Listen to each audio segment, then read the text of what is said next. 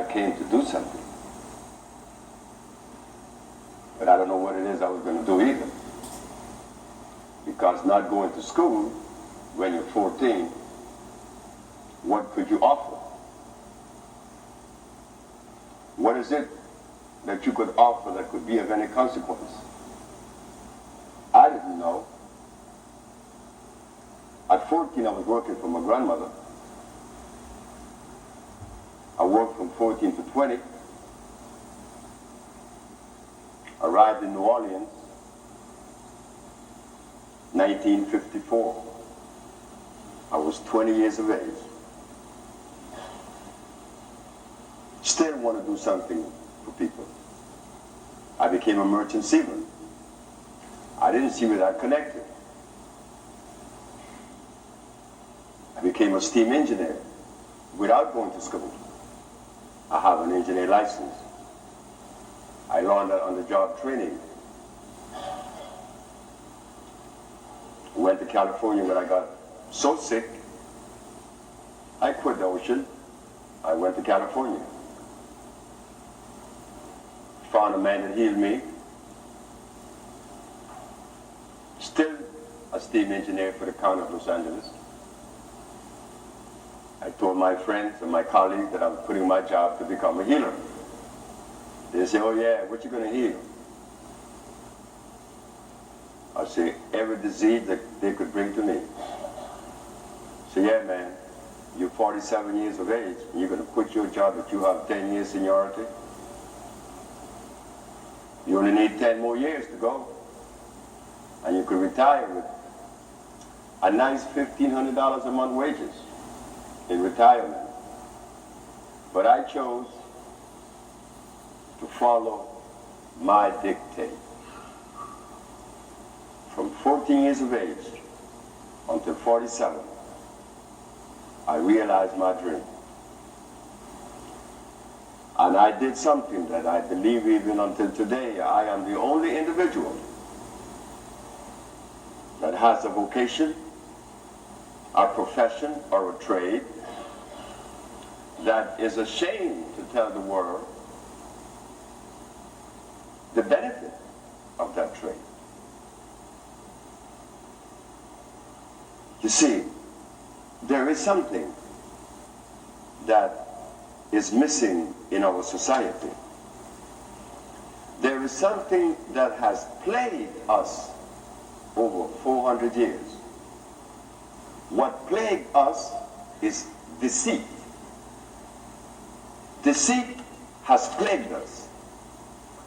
And that deceit had made us, all of us,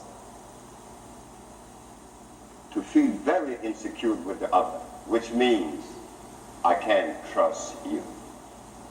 Child, don't you trust anybody now? Because you know how people are, which is true. But we could never get to the root of the deceit. And I suppose that I may have told a lie or two in the past, compelled to tell a lie, which is embarrassing because you have to cover that lie. But we are compelled to do so. So this journey of mine is not my journey. It is my predilection. I left the most beautifulest woman in the world that I loved so very much. Her name was Marilyn Wood from Tennessee. When I told her that I was going to leave her, she asked if there was another woman. I said, no. It's these plants. And what does that have to do with our marriage? I said, you're not going to follow me because you met me as an engineer. I bought your house. You got Volvos every year. And I'm going to abandon all of that to go after nothing. I don't want you to suffer because I will suffer. I left that lady a week later.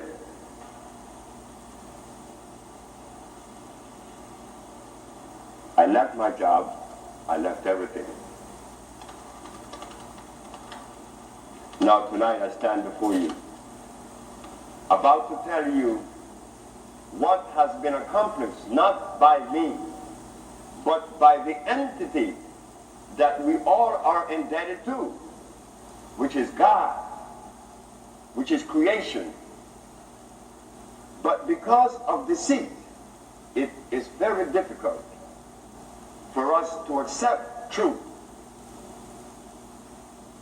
Truth today in our life has been expressed in 1,000 ways. What is truth in China isn't truth here. What is truth for the Alaska, not so for the Bedouin in the desert of Arabia.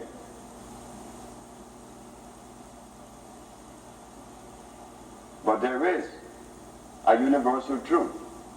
That's God. But even God has so many different expressions.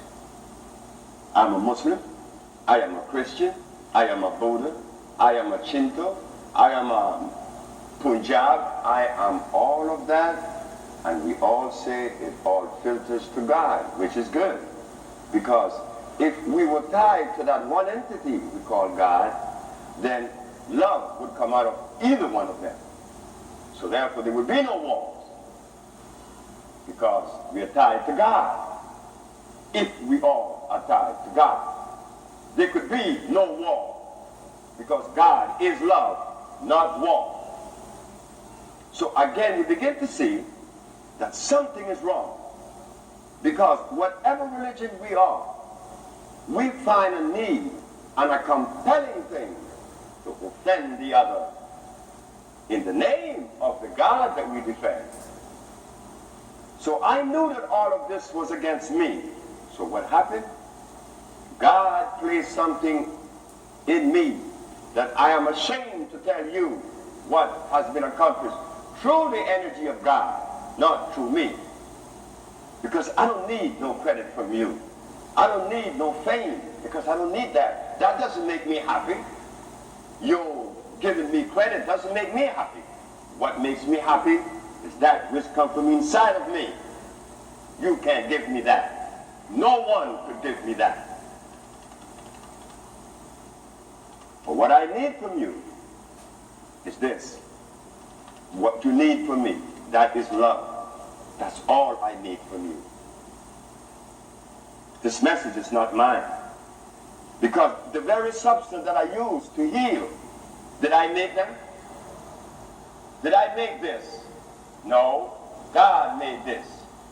So when you are healed and you give me the credit, you just forgot it was God that healed you, because he made the plants.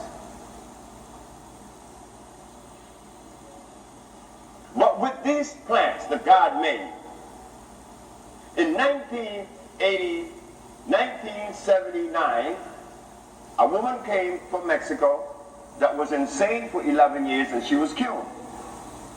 My friends thought that I was lying. Mr. Frederick came, and he was blind.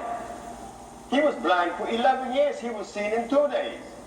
Oh, I was lying again. When the young man came to me, or I was called from Washington, D.C., because there was someone that was suffering with AIDS, and he was cured, and I was telling people in New York and in Washington, D.C., you thought again that I was lying. But since I was prepared for the word, lies, I was shown that if I talk to you and you believe that this is a lie, well, I am not the one that's living the lie. It is you who disbelieve me that lives that lie. So